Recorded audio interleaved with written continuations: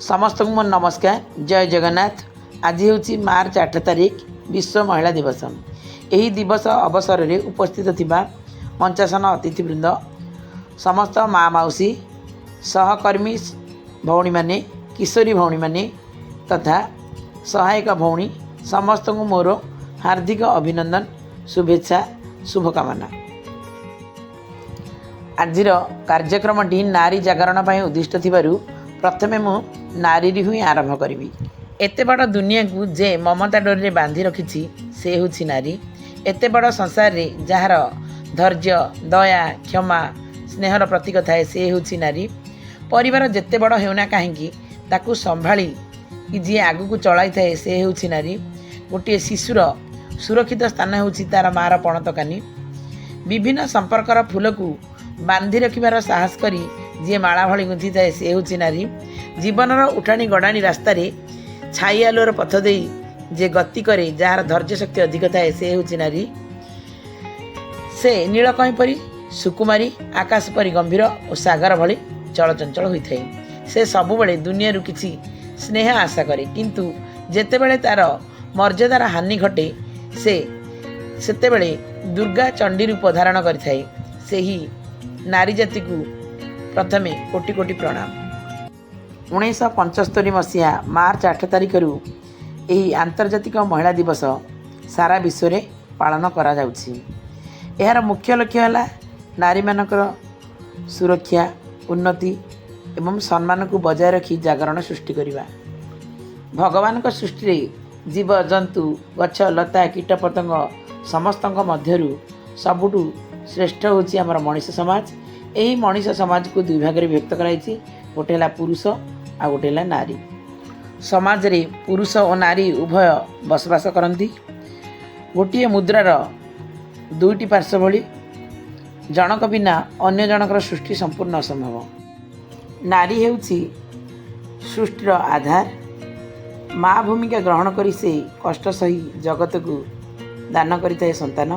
प्रथमे से जनकर कन्या, तापर से जनकर भौणी, तापर से जनकर स्त्री, तापर से जनकर माँ।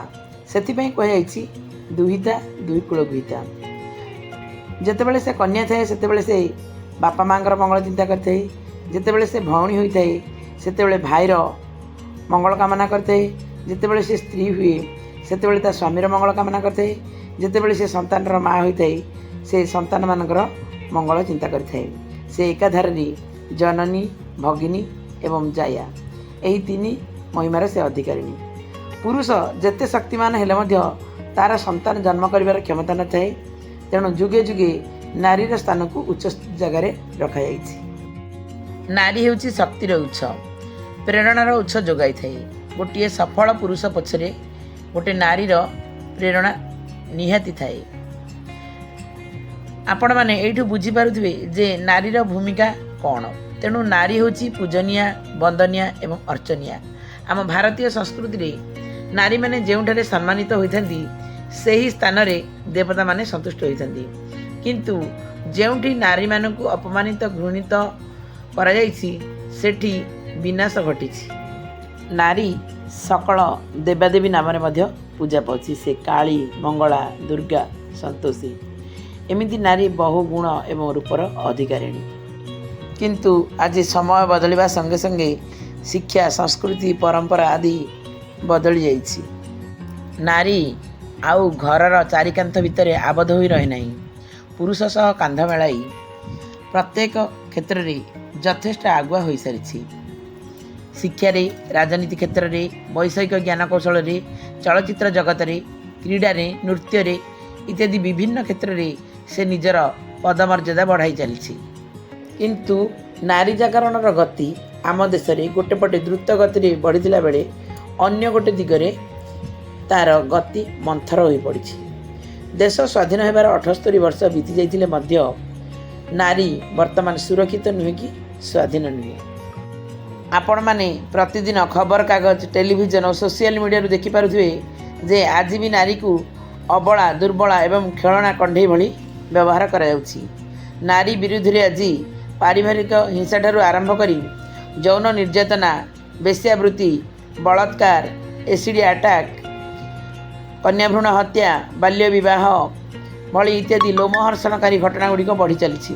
ଫଳରେ ଆମ ଦେଶରେ କେତେ ନିର୍ଭୟା, କେତେ ଅଭୟା, କେତେ ପରି ବଳାତ୍କାର ଓ ହତ୍ୟାର ଶିକାର ହେଉଛନ୍ତି ତାହାର କିଛି କଳନା ନାହିଁ। ଏହାକୁ ରୋକିବାକୁ ହେଲେ ପ୍ରଥମେ ସରକାର ଯେଉଁମାନେ ନିର୍ଯାତିତ କରାନ୍ତି ସେମାନଙ୍କ ପାଇଁ କଠୋର ଦଣ୍ଡବିଧାନ ବ୍ୟବସ୍ଥା କରିବା ଦରକାର।